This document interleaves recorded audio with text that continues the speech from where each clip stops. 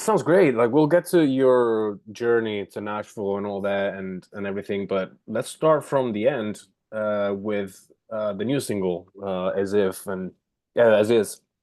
Um, what inspired you to write that? What's the story behind it? Like it's a very candid song, you know, like there's like a lot of directness, you know, I think that's part of at least the storytelling, right? Yeah. What's the story behind it? Yeah. I mean, so I had kind of had that little phrase, just like as is, in my notes app in like many different notes. Like for songs, I was like, do I want to get this tattooed on my body? Like, I don't know. There was something about that phrase that just had kind of stuck with me for a while. And I had played around with, writing something for it and had never really found like what I wanted it to be, but just loved that idea of like there's no need to change, just whatever it is, like taking you as is, like from a thrift store, like when you buy something used, like all of that. Um, and I sat down for the very first time with a friend of mine, Jake Arthur. We were not friends at the time. We like barely knew each other at the time.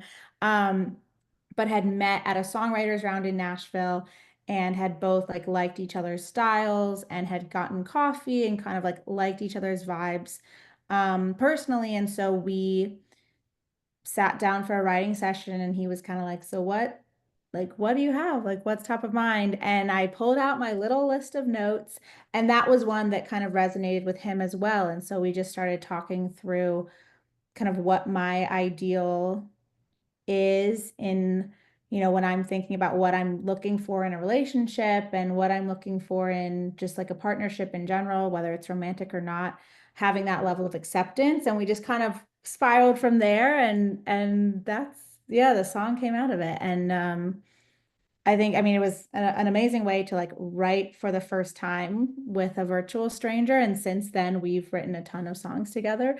But it's crazy to look at it now and be like, that was the first song we ever wrote together. Sometimes it is like that though. Like it just the best songs just come out Yeah, because they yeah, have to, because they have to come out, you know, like it's kind of like a meant to be type of situation. yeah, Um, absolutely. were you always wanting to write something a little more like lighthearted in terms of like love songs or a little more you know, kind of down to earth, if you pass me the term? Like how have you been writing like in, you know, in the past few years? You know, you've got a lot of years behind you in terms of artistically, right? Uh, Mhm. do you feel that with this song there was some kind of a change, some kind of like evolution in your writing, or you think it's like a normal, you know, continuance of who you are artistically? I think that in general, over the last few years, my writing has evolved and grown a ton. Like I think looking back at my very first EP that I released, which is called To New York with Love. Um, it's so different than everything that I'm writing and releasing now. And part of that is just getting better and like practice and time and improving as a writer. And a huge part of that is also just like growing as a person because all of my or almost all of my songs are about my life or like my friends' lives. They're all autobiographical. Um, but it's an interesting question specifically in regards to as is, because I do think that a lot of my songs tend to lean um like not sad, but like nostalgic and melancholic. And I love to throw in some like minor sevens and, things like that that don't necessarily come across as like lighthearted or happy, even if they're happy songs. But as is very much like, as you said, it's a lighthearted, just kind of like really simple in the best ways tune.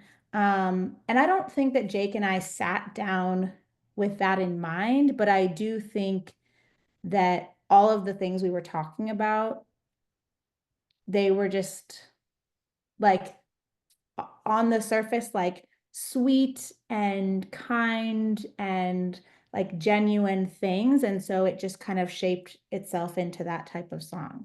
Yeah. Yeah, it makes sense. And what I'm curious also about is this part of like a new narrative, you know, like is this part of like a project? Like are you trying to like follow it up with other things? Like, and if so, what kind of other pieces are you putting in the puzzle there? You know, because when albums are written, like there's no formula. There's always like a different way for every artist, especially songwriters in general. Like there are maybe songs that like have been there like kind of stewing for like years, you know what I mean? And then you Yeah. just find the like you write the bridge finally, and then like the song kind of finally comes together, you know? So what is this? Is this a part of something? Like what's happening with with the storytelling in general at this juncture of your life? Yeah. So As is a part of an album that I'm releasing in May. Um, but it I, what's funny is like when I'm looking back at other things I've released, I very much like wrote them to be released together. So like my very first album, Songs for My Next Ex, I wrote it knowing that like this is the chronological order of my life experience and everything will be released together in this order. But the album that's coming out in May called Both Sides is more of a collection of just like, to me, it's a collection of like how I've grown, especially in like the last 2 to 2.5 years. And so I didn't write any of it knowing that it was going to be on an album together, but in picking the songs for the album, um, I definitely leaned towards these things that are these pieces of me that have become more apparent in the last few years, and one of them being like As Is, and this kind of different side of who I am, and this different kind of like lightheartedness of my like how I think about love and how I think about relationships. Like I definitely used to think about love and relationships, it was just all very dramatic, and it was all like all very heavy. And I have like grown up a ton and learned a ton from past relationships, and I'm finally at a point where um it's not the number one priority in my life, which means that it can have like a lighter feeling. And so I think As Is represents that. And there's a few other songs on the album that kind of live in that world as well, but not to the extent that As Is does. Nice. Yeah, that makes a lot of sense.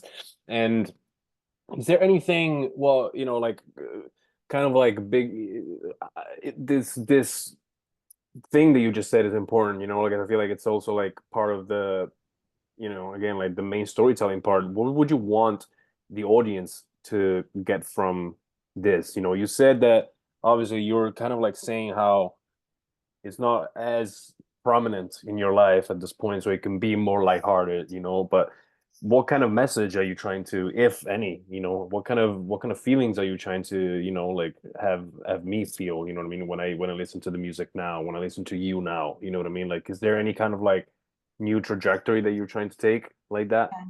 Yeah.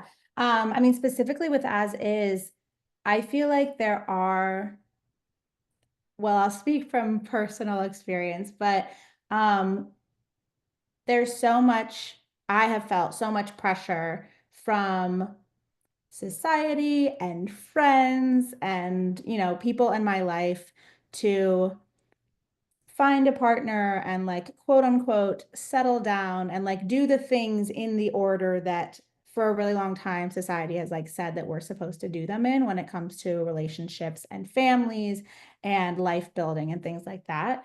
Um, but when I listen to As Is and when I think about like what As Is means to me, it kind of like what I'm hoping it means for other people is allowing people to give themselves the grace and the space to do things on their own timelines and to do things in a way that makes them feel the best and again like accepted exactly as they are, and instead of feeling like you have to change yourself to fit into this mold and fit into this timeline and narrative, if you can kind of find that self-love and find that inner acceptance of, I don't need to abide by anybody else's rules.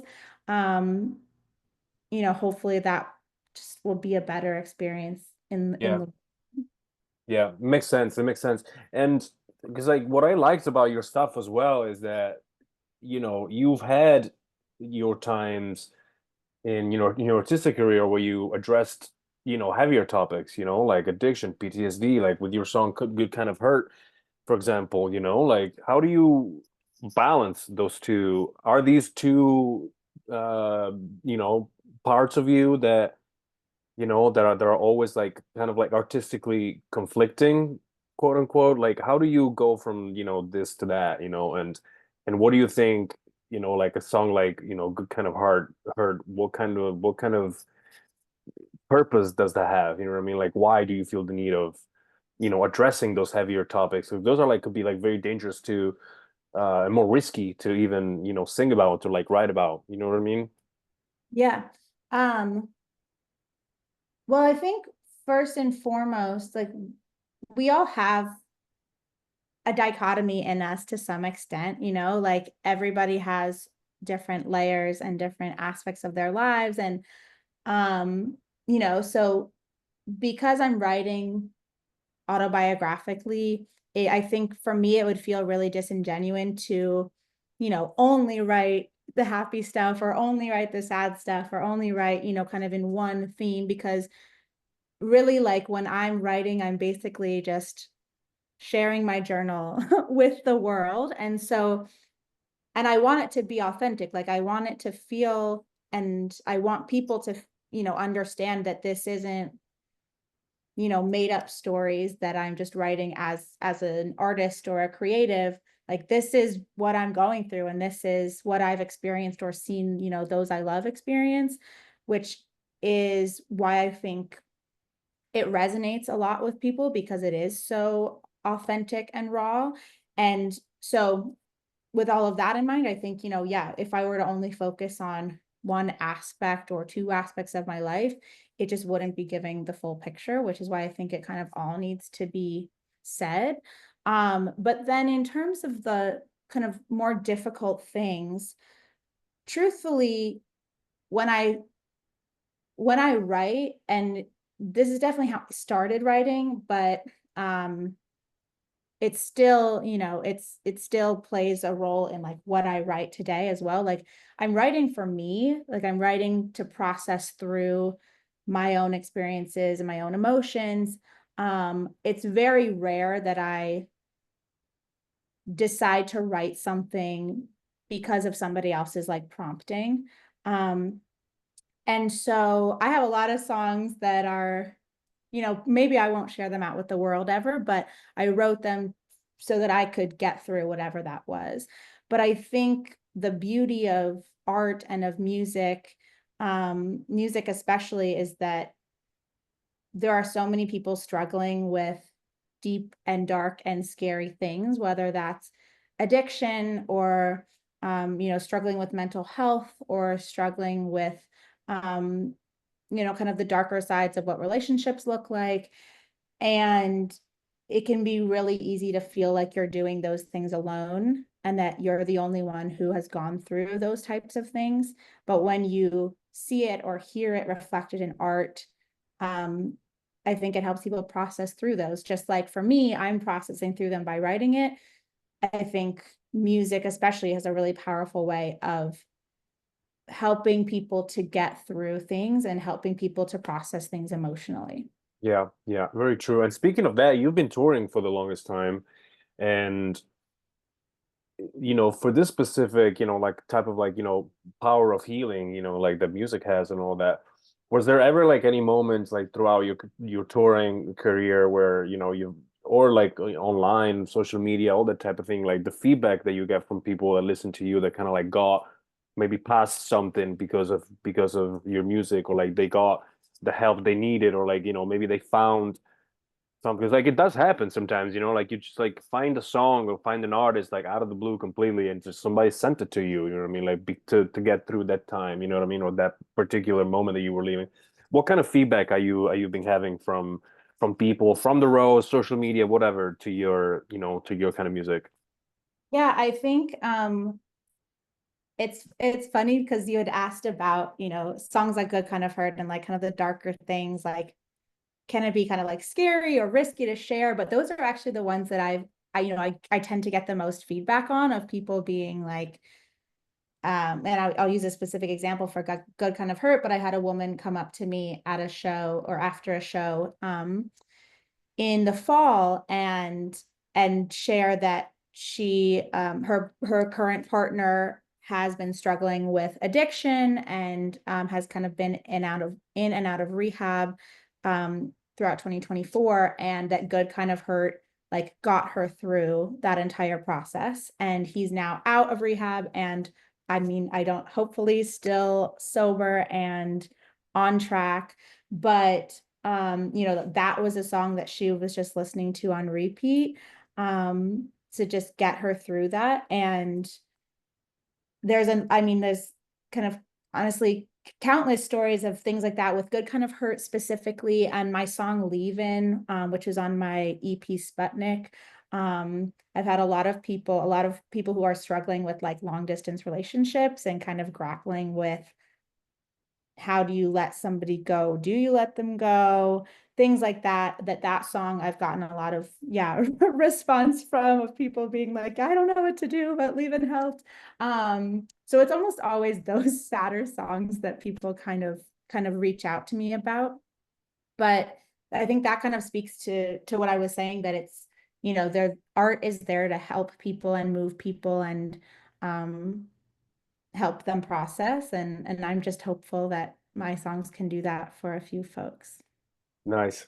And what do you think helps you getting through? Because obviously, like being a musician and like writing songs, and like obviously that's your calling and that's your, like you're living the dream, really, right? Like, but there are like some, dark truths about like being a musician, especially these days. And like we'll get to, like the industry part and all that stuff that's a little more technical and like more for, industry people and all that. But even touring, like it can be grueling, it can be, maybe it's like there are some days where you just don't feel it, like you don't feel yourself. Maybe like your crowd is just that day something's not clicking at first or whatever, you know what I mean? Like there are some times where it feels like it's not, like where you're supposed to be in that specific moment.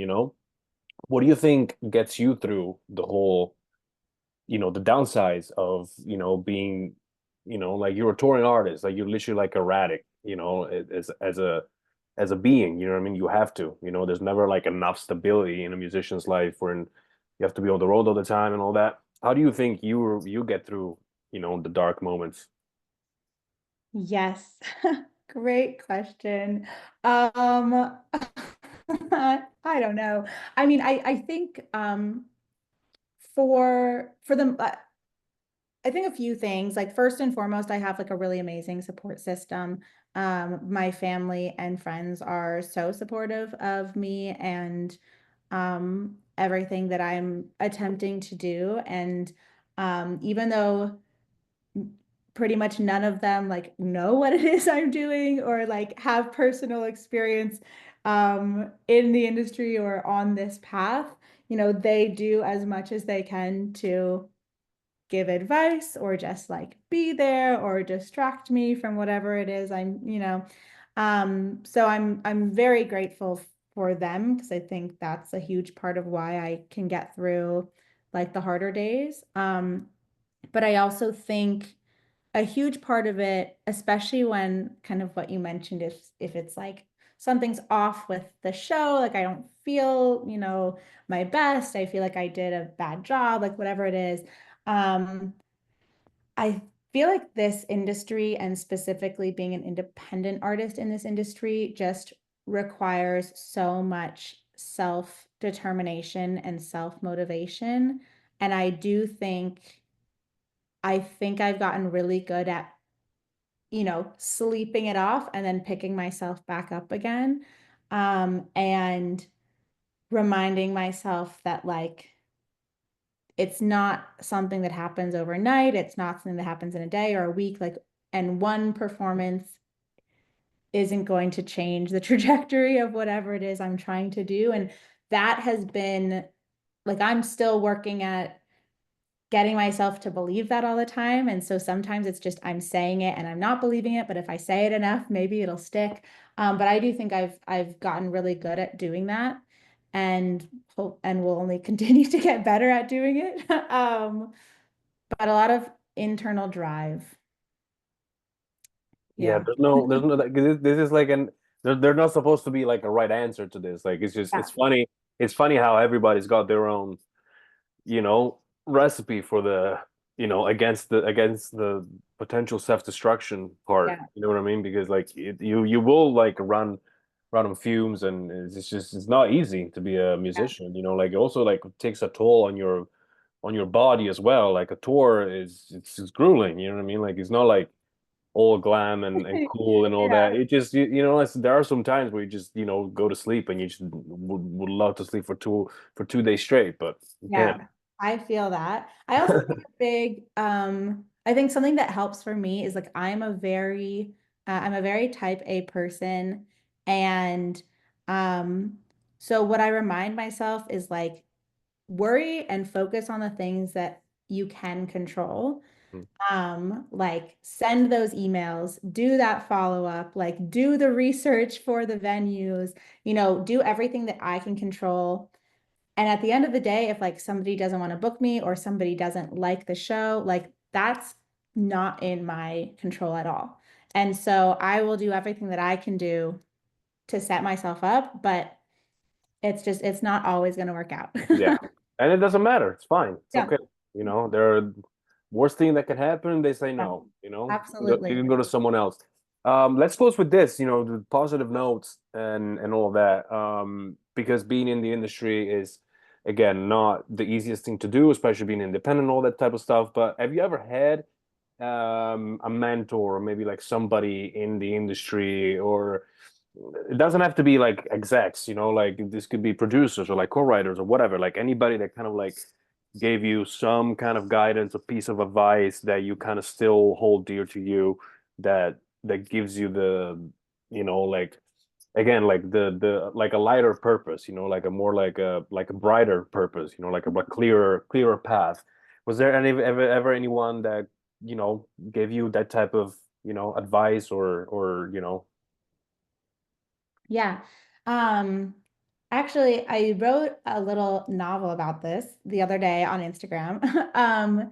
Because I don't know if I would have ever used the term like a mentor, but I toured as a part of a folk concert along like pre-COVID. I toured with Peter Yarrow of Peter, Paul and Mary, and he recently passed away like a week and a half ago. And I wrote a whole thing that's on my Instagram about how he shaped my life.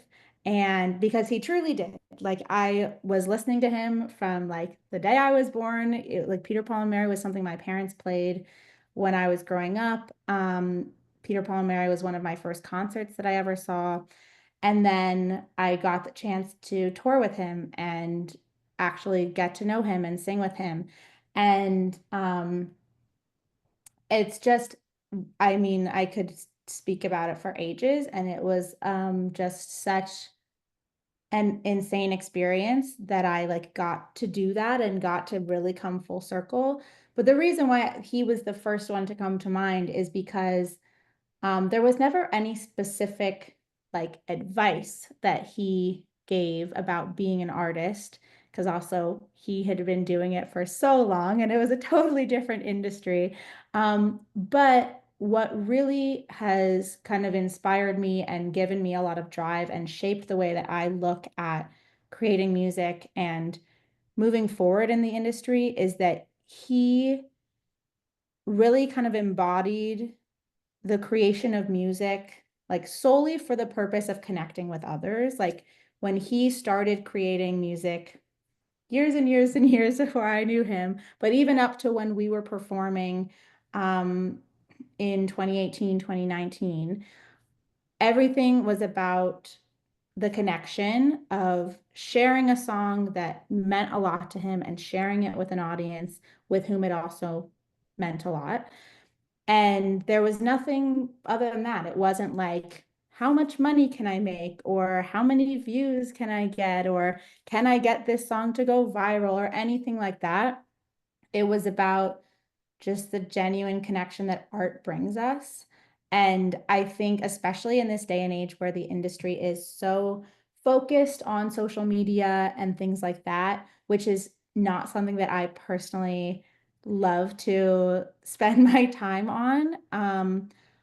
I kind of remind myself of Peter and how he holds himself on stage and with his audiences and with the people that he shares the stage with, because it's not about anything else other than the music. And so if I keep just being genuine and authentic and create the music that means a lot to me, like it will connect with someone, it will connect with some group of people.